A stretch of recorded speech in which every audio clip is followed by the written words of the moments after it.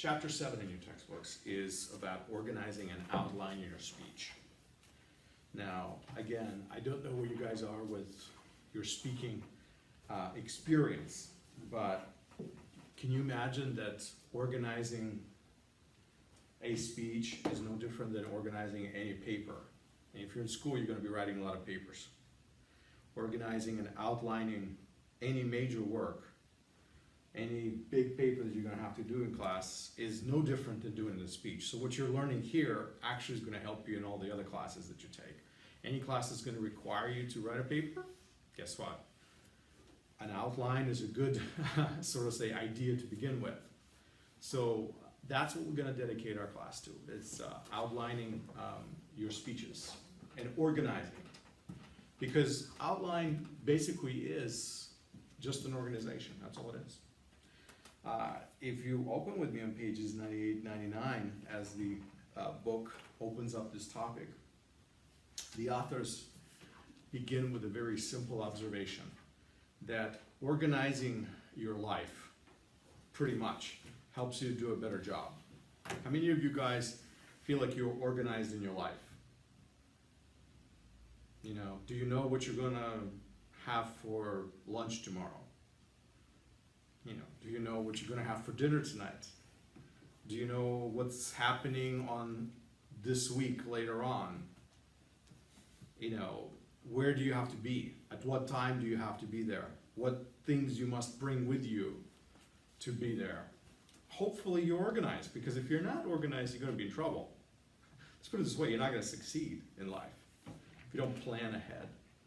So you have to sit down and say, okay, this week I have to do this and this and this and that, so that means in order to get done by such and such time, I have to do this by this time, and you basically allocate your resources and time. You could go out to the movies and have fun and hang out with your friends and do things, and you're like, wait a minute, those things that I need to get done, they're not getting done. So being organized actually helps you be successful in life. Same thing in speech. Thinking ahead, what you're gonna do, how you're gonna do it,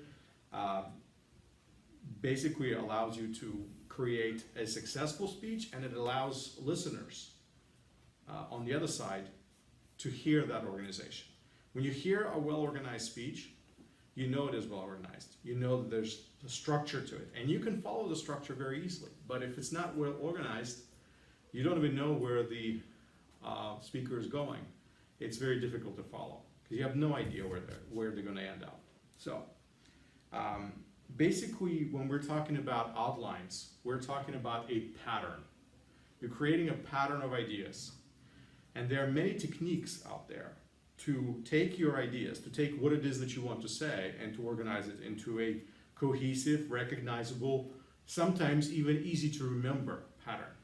Now, there are some speeches that I've heard that I actually remembered. In fact, years go by, and I could still remember that speech. Now, how in the world did I do that? Some speech somewhere that somebody gave, and I still remember what they said. I can still remember they made 3 points, and those are the points they made. How is that possible? The fact is that they organized their speech so well that it's etched in my memory, and it's memorable, and it's stuck. That's the kind of speech we all want to make. We're not going to nail it every single time, but if we can come even close to that, it's going to be successful. It's going to be effective. Because as I told you before, it's not just about speaking, it's about being effective. Because if you say everything right and you do a good job when you speak, and your speech has no effect, just zero, what did you achieve? Absolutely nothing. You just, talked and got nothing done. So speeches are about effectiveness. It's about having an outcome, having an effect. And that's why it's so important. That's why we're studying this, how to make a good speech, because you want it to be an effective speech. So organization pattern, a good structure, a good outline gives you, sort of say, that foundation.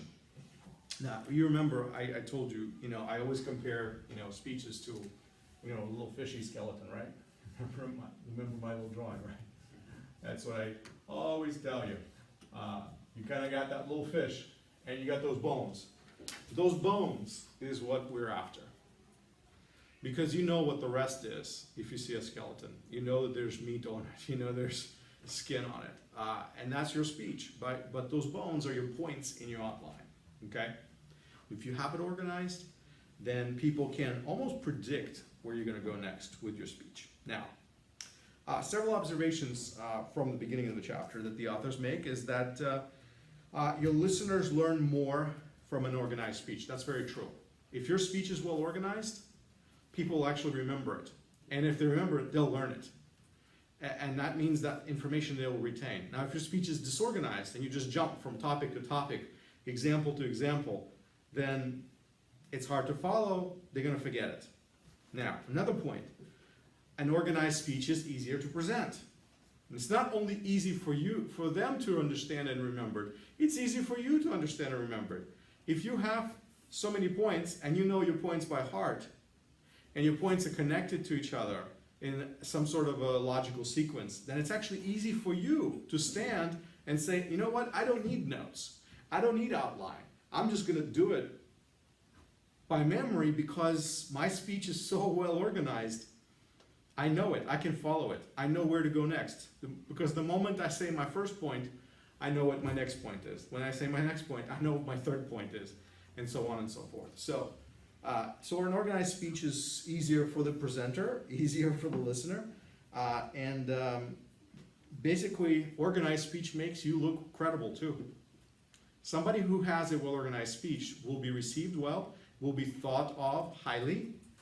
A person who has a good organized speech will be looked upon as an educated person, a person who knows what they're talking about. But sometimes people may not even be that knowledgeable in what they're talking about, but if their speech is well organized, it gives an impression that they're knowledgeable. And that is a lot, actually. Because again, people trust you. It's that idea that we talked about, that there's a trust between an audience and a speaker. If you present some evidence, if you present some facts, your speech will be more persuasive. That's why when you plan your speech, when you organize your speech, you want to have some supporting material. Our previous chapter was all about supporting material, right? And so I told you how some statistics, some facts, some data can back things up. If you're trying to make a point and you need to make sure that people agree with you, they go along with what you're saying, then sometimes citing some statistics or giving people some facts is what's going to push them over the edge. If you're not sure they're on board with you, let's say, you can push them over to your side and say, okay, all right, now you can't not track with me, basically, because I just gave you some really solid statistics. Now, basically, that's what good organization does. It helps you, it helps the listener, it helps the audience, and it helps you to be more effective in speaking. Now, that brings me to the topic of central idea.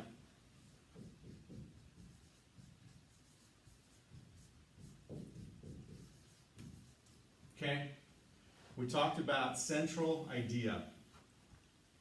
What is your central idea? How do you define it? How do you explain it?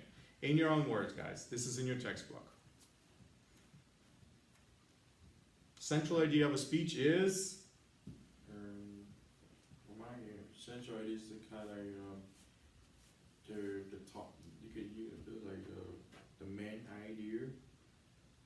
In there, you can kind of like add some part, and you can like later you can split like 1 or 2 or 3 part, and yes, you add some like the detail for the part. I hear you. Yes, you're doing a great job summarizing what we talked about before. I need you to try to articulate a very simple thing. What is a central idea? Central idea is your main statement. What you want to say. So give me a topic. Give me a topic. Any topic. Health? Health? Okay. Good health. Just let's say health. Health is my topic, right? I develop an idea, a central idea out of health, right? And I could go anyway. So what is my central idea? Health is my topic. Okay? But my central idea is what I want to say about health. Health is good. Health is bad. Health is necessary. Health is whatever. My central idea is not my topic. My central idea is what I want to say about that topic. My central idea may be, I am not a healthy person. That would be a central idea. And then I build the speech around that idea. That idea defines everything else I'm going to say. Okay? Does that make sense? Let's play around. Come up with some central ideas for me on the topic of health. What can you say about health? You know, just like last time I had a little exercise when I gave you a topic and I say, all right, now you're gonna have to come up with a speech on the topic. This is, let's play with this. Let's practice. Your topic is health. Pick another topic if you don't like it. I mean, maybe that's a boring topic, whatever. Video games, I don't care. The point is, what is your central idea? What do you want to say about it? Make a statement, make a thesis, make a claim, make some kind of an observation about that topic. Give me an example of a central idea. How to improve How to improve your health. the health? Excellent. So, how to is an excellent way of creating a central idea. How to improve your health. That's great. That is a central idea. Now, where can you go with that? Well, you can go all sorts of directions with that. Are you talking about, you know, any particular health problem or something like that? Because if it's a short speech, you're not going to be able to tell people how to improve their entire health. Well, let's say how to improve a particular area of your health. Yes, that's a good point. So you want to narrow it down. Remember, we talked about whenever we have a topic and then we have a central idea, our central idea cannot be so broad that we cannot cover it in a speech. Now, the speeches that you're doing in this class are short speeches. I'm not asking you to talk for 20 minutes. All right, in 20 minutes, you can cover a good topic. But I'm just saying a few minutes only, so that means you have to narrow it down. So how to improve your health, or which particular part of your health would you like to improve, isn't the question now. Yes. It could be strength, right? How to get stronger. How you get stronger? Or it could be another area of your health. It could be weight, how to lose weight, right? It's great. How what? Like beautiful stuff too. Like beat the strength, or you can say like how to like. That's not the main part we can do. You can basically, you can take the how to, right? Yeah. And you can come up with different things that are related to your health. And you can choose what it is that you want to talk about, which aspect of a healthy life you want to talk about. You know, you want to talk about exercise, you can talk about exercise. You can talk about healthy eating, you can talk about healthy eating. If you want to talk about health insurance, you can talk about health insurance. The point is that now that you have a topic, you're coming up with a central idea. And a central idea is really, what do you really want to say about this issue or this topic, okay? And it's very important for you to define your central idea in a very narrow way. Because if you don't, you're not going to be able to make a speech. You're not going to be able to make an outline, because your thoughts are not going to be organized. In order to organize your thoughts in a neat way, you have to narrow it down. Okay? So we're practicing. So let's see, how to, I'm just gonna make things up because you gave me a topic. So let's see, health, the idea of health, let's say how to improve your stamina. How about that? You guys know about stamina. Stamina is your endurance, right? Well, let's put it this way. Can you run 3 miles right now? Sure. I can do. At the end of the 3 miles, how tired are you going to be? How tired are you going to be? How tired be that? Yeah, the question is, you're going to run 3 miles, you're going to be wiped out. For the next 3 days, you're going to be walking around saying, oh, man, everything hurts. This hurts, everything, I can't do this anymore. This 3 miles wore me out. And for 3 days, you're not feeling good because you ran 3 miles. So that tells me that your stamina is not great.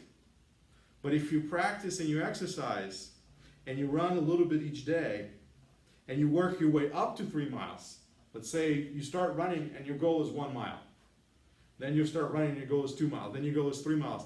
After a while, running, you're gonna do 3 miles like that, and you're not gonna even get tired. That means you built up your stamina. Your strength is to the point where now 3 miles doesn't wear you out. You're not gonna be sitting 3 days on the couch saying, oh, everything hurts because I ran 3 miles. So the idea is you can make a central idea, how to improve your stamina. So now answer this question for me. Now that I've made this, this topic, okay, so here's my topic, how to improve my stamina. Now, what do you think my speech is going to do? What is the next logical things that you expect to hear in this speech? If you are writing a speech of how to basically run 3 miles and not, get all completely flustered out and tired out, what advice would you come up with? Like, I would need my 1, my 2, my 3, right? So what's going to be my 1, 2, 3s? How to, how to improve your stamina, okay? How to build a strong stamina, okay? This is what my topic is. First thing, have to exercise, practice exercise. Right. How about this? I'm going to do this. Set a goal. Set a goal. Set a goal. Yeah. What is your goal? Your goal is to run 3 miles in such and such time, right? And that's what you want. Set your goal. Then your second point is going to be decide how you're going to achieve your goal. How quick you're going to move on it. How fast. Do you need to achieve your goal in 5 days, or do you need to achieve your goal in 5 months? How hard do you have to push yourself? So you set your goal. My goal is 3 miles, right? That's my goal. So I set my goal, but now let's say I have 3 months to run 3 miles quickly and successfully. So I set my goal. My next thing is I start achieving my goal. Work on your goal. Okay? So I'm going to work on my goal. And what is my goal? My goal is to, in the first month, run 1 mile. In the second month, I'm going to run 2 miles. And in the third month, I'm going to build up to 3 miles. And that's my goal. So I'm going to start working on my goal. And this part of my point number 2, I'm going to explain my goal, I'm going to explain my strategy, what I'm going to do, how I'm going to do it, right? Yes. And then my third one is test yourself. Test yourself. Because how do you know you have improved your stamina? You run the 3 miles and you test yourself. So you see what I did? I took a topic. I developed a central idea out of it with your help. You guys helped me. How to improve,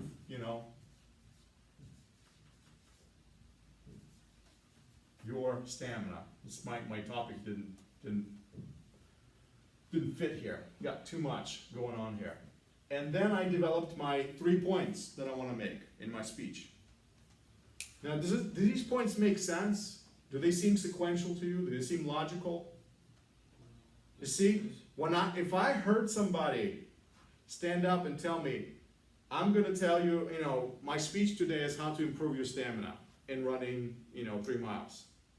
I could almost guess what they're going to talk about next. I don't know their speech. I never heard their speech. I don't know this person. But I can almost guess that these are going to be the steps they're going to talk about. Now, the steps might change a little bit. They'll vary. Maybe they want to talk about some particular aspect more than other. But these are the types of things I can expect for them to talk about. And that's a reasonable expectation. Now, having a structure like this, it makes it very easy. Now that I've made this structure, I can actually deliver the speech to you. Even though I'm completely unprepared, I can deliver a speech to you. Now imagine if I sit down and I think about it and I prepare it. I'll deliver a really good speech. But it's the structure that allows me to do it, because I've thought through of what it is that I want to say. I thought through what is my main point, and you know how I'm going to close the speech? And this is how you improve your stamina.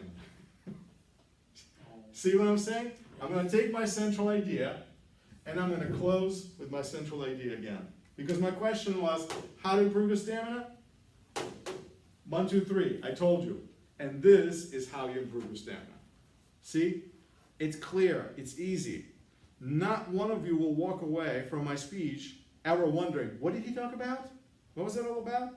Was it about running fast? Or expensive tennis shoes? No, no. You're going to know that I was talking about getting stronger. Getting stronger. That's it. And my example of running 3 miles is what I was using. And you're not going to be confused. Why? Because I'm going to say my central idea in the beginning, and I close with the same central idea saying, and this is how you improve your stamina. You practice, you train, you set a goal, you achieve it. You know, I know it's a very simple speech, but you have to understand that this is the types of structure that I'm talking about. But once you learn how to make that structure, you have a speech. Once you learn how to make that structure, you have a paper. If you're asking to argue a point in your paper or to present certain information, you would do the same exact thing. You would just create the structure and then go and move through those steps. Okay? Does that make sense, guys? You with me? You tracking? Okay. So there are different types of speeches that you can develop. You can take the same topic. You can take the same general central idea and you can develop it in various directions. The direction is really up to you. You can make it a call to action speech. Do you know that I can take the same exact speech, how to improve your stamina, and I am going to turn it not into how to, but I'm going to say you can run 3 miles in whatever many seconds. You see what I'm saying? Yeah. I'm just going to pick a number. I don't know. I'm not a runner. But if I was a runner, I could say, you can run a mile in this many seconds. So by changing my central idea just a little bit, and now I'm creating a challenge. Now it's about you. Now it's not about me. Or I can make it about me, but it's much more fun to make it about you. Why? Because you're my audience. If I'm talking to you, who are you most interested in? The answer is yourself. So if I'm talking about you, you're listening. You see? So if I can say you can run, 3 miles in this many seconds, you're going to say to me, the first thing you're going to say to me, no, I can't. No, I can't. And I'm going to say, wait. But I'm going to tell you how you can do it. And here's how you do it. First of all, understand your goal. You have 3-mile goal, and right now, you can't do it. Right now, you say, I can't do it because you haven't trained, you haven't practiced, because you have to work on your goal. That means you're going to practice. That means 3 days a week you're going to run out, and you're going to do this, this, this. And after 3 months, guess what? You can do it. Do you see how I use the same exact things, same exact points, but I turn that speech into not how to, but you will. And the next thing I'm going to tell you is that what's stopping you? Don't tell me you can't run 3 miles. Maybe you can't today, but in 3 months, you can. And I've given you the plan. So what am I doing? I'm calling you to action. I'm motivating you to do something. I'm appealing to you to actually act on what I'm saying. So I could take a speech like that and I can turn it into a speech that demands some sort of an action, some sort of performance from you. Or I can make this speech all historical. I could say thousands of people have not been able to run 3 miles, but they have learned how to improve themselves, and this is what they ended up doing. And I'm going to go through the steps how they did it. And now it's not really causing you to take some sort of action. It's actually simply trying to tell you this is how other people have done it. So it's like history, okay? Or I can argue. I can take that same topic and I can turn it into an argument. Okay? I can try to convince you that you need to run 3 miles or something like that, you know. I would have to restructure it a little bit more imaginative, but it can be done. You see, what I'm trying to do is I'm trying to tell you that your central idea is what drives everything. The way I change my central idea changes everything in how the rest of my points are going to work. And so sometimes you write a speech, you put together something, and you say, you know what, I need to adjust it a little bit. I thought I really wanted to talk about this, but I really want to change it and talk about that. And that's actually a normal process of speech writing as you prepare. So, so what structure is the best? You know, I'm giving you a simple structure. There are much more complicated structures out there, okay? There are several structures that I want to review with you in class. You've read about them in a textbook, but there are certain patterns, sort of say, that you can follow. Which one is better? Well, the truth is, there's not a better one or a worse one. It really depends. It depends on your speech, depends on you, depends on your central idea. It depends on your audience. It depends on how much time you have to speak. It depends on so many different factors. You can't really say, oh, this is the best way to structure a speech and this is the worst way to structure a speech. Not really. It really is dependent on situation. So the question you have to ask yourself is, whoever you're speaking in front of and whatever speech you're delivering, what type of a structure would my audience want? What would they like? What do you think would appeal to them? Do they want the how-to, or do they want something else? You know, what structure should I follow? And depending on your audience, actually, you can determine a structure just because you know who you are talking to. So, and then you have to think about how do you close the speech, because you always have to think about how, if I'm going to make this speech and this is how I'm going to structure, how do I wrap it all up together? Because an ending of a speech is very important. Now, there's 2 primary patterns that I want you to know about, okay?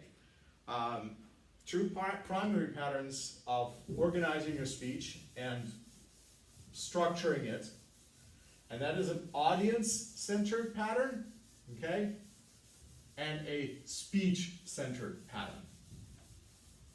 So 2 primary ones. So there's our central idea still here. So when I say speech-centered pattern, what do you think I'm implying by this versus audience-centered pattern? How would you imagine they would differ? Audience-centered speech versus speech-centered speech. What do you think? So, you start by studying the topic by yourself. And Okay. choose the. So if I have a topic to tell you about, then I can basically, here's the main difference. Let me see if I can explain it this way. The main difference between audience-centered versus speech-centered is I have a certain topic that I need to explain to you, and I know that that's what's involved in this topic. And so what drives the pattern of my speech, of how I, structure it, is the topic itself. Because I know I need to talk about this, I need to talk about this, I need to talk about this, I need to mention this, so that my audience gets it, right? Or the reverse side is I could say, what does my audience know about this topic? What do they care about this topic? Which part is the most important for them? And that's the part I want to focus on. Those other parts are important too, and I may bring them in, but I really want to focus on that which my audience really cares about more than anything else. How can I keep them with me? How can their focus stay with me? And that becomes my determination. So I become focused more on my audience and their experience of my speech and their perception of what I'm doing versus just this topic itself. I may not do such a great job with, giving them everything they need to know about that topic, but I know I'm going to get through to my audience. So that's the main sort of say difference. So that's what basically the rest of this session is about. It's talking about these two different ways of organizing speeches. Okay. So if you follow along with me on page, let's see, 100 and 101, we are presented with speech-centered patterns of organization. Okay. So the first pattern is chronological pattern. What is a chronological pattern? When the author says a chronological pattern of organizing a speech. So what is my chronology? What is chronological? What does that word mean? Following by time period. Time period, yes. So if I say, my same topic is health, okay? And my central idea is how I went from being healthy to being a sick person today. And I'm going to tell you the chronology of how I got sicker and sicker and sicker. So I'm going to say, in 1991, this and this happened to me. I was in a car accident, you know? And when I was in a car accident, I got hurt and my bones were broken. And so when in 1995, I went training at the basketball camp, you know, I realized that the time I hurt my neck didn't heal all the way. My neck didn't heal right. I jumped and I hurt myself even worse. And so I'm going to keep going like this with dates and chronologically tell you how I got from being healthy to being in a wheelchair. You see what I'm saying? This is called the chronological pattern of organizing a speech. It's boring. You know why it's boring? Because it is speech-centered, not you-centered. I am just telling you a history of what happened to me and how I get from being healthy to being unhealthy. Okay? But if I was thinking about, you know, what you care to hear about, I might have not organized my speech that way. So I'm just trying to tell you that this is a speech-centered chronological organization. Now, for some topics, this is the best organization. If you're telling a history of something, and it's important for your audience to know what happened first, what happened next, if I want to show you a pattern in history, then I can do that. You know, and that's a good speech, but not for every speech. So that's a chronological pattern. The other pattern that the textbook describes is spatial patterns. What is a spatial pattern? What does that word mean, spatial? About space. Outer space? No. Space is what? When we say space, we don't necessarily mean like space, the final frontier. You know, we're not talking about outer space and stars and moon, right? This is a space. If I'm sitting in that chair and then I get up and I walk out of the room and you come in and you sit down in that chair, I'm going to come back and I'm going to say, you're sitting in my space. When we say space, we're talking about physical location. Okay? That's what we're talking about. Not outer space. So a location becomes important in your speech. You can organize speech based on locations, ideas that come from here to here. I can tell you how, you know, I went from this country, you know, from the east, I went all the way to the west, you know, and I can explain to you spatially that here I was in this area, but then I moved to this area. See, it's no longer chronological. It's now focused on locations. I can tell you my entire life story by the different cities I lived in. And it doesn't even have to be chronological, because I can mix things up. But I can focus on the big cities I lived in, and how that changed my life and how it made me who I am today. You see what I mean? And that would be a spatially oriented speech, a speech that's focused on different locations. Or you can focus on directions, you know, from top to bottom or something like that, you know, left to right. You can move in your speech in a variety of different ways. That basically has to do with space, meaning a physical location of something. Does that make sense, guys? And that is a way of organizing your speech, again, versus the chronological way of doing it. But again, that is a pattern that could be effective, but could be ineffective. It really depends on your audience and what you want to say. Because again, this is a speech-focused, speech-centered, you know, way of doing it. Because I'm relying really on the material. I'm really relying on content of my speech. Content of my speech dictates to me to organize things that way.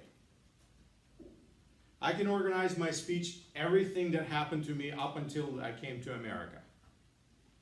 And then I can talk about everything that happened to me after I came to America. And that is a spatial way of organizing my speech. I can talk about my life before and my life after the move, you know. That is all focused on these geographical locations. And what I'm going to tell you about my life before is all going to be tied into a geographical location where I lived before. My life after is, you know, going to be tied into where I live now. So, things like that. Does that make sense? You following? Okay. Another pattern is called a causal pattern. Causal pattern. Now, what do you think that means? How does causal pattern work? Anyone? How does the causal pattern work? When I say causal, what do I mean? Causal. What is pairing? What is pairing? Causal means about cause something is make a problem, Okay, cause makes a problem. Keep going. and it's about the make a problem. The makeup of a problem. Okay, something caused something. Okay, that's good. Anybody else? How would you explain to me causal speech? Speech that focuses on a cause of something. Cause. What is a cause?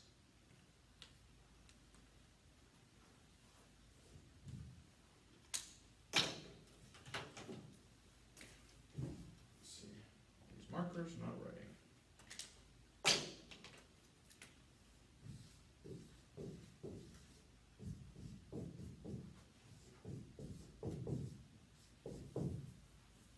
You heard of cause and effect?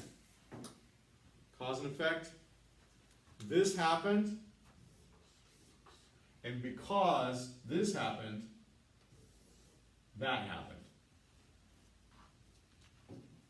Okay? Because I had a car accident in 1991, That's I am not healthy today. See what I mean? Cause. That's causal.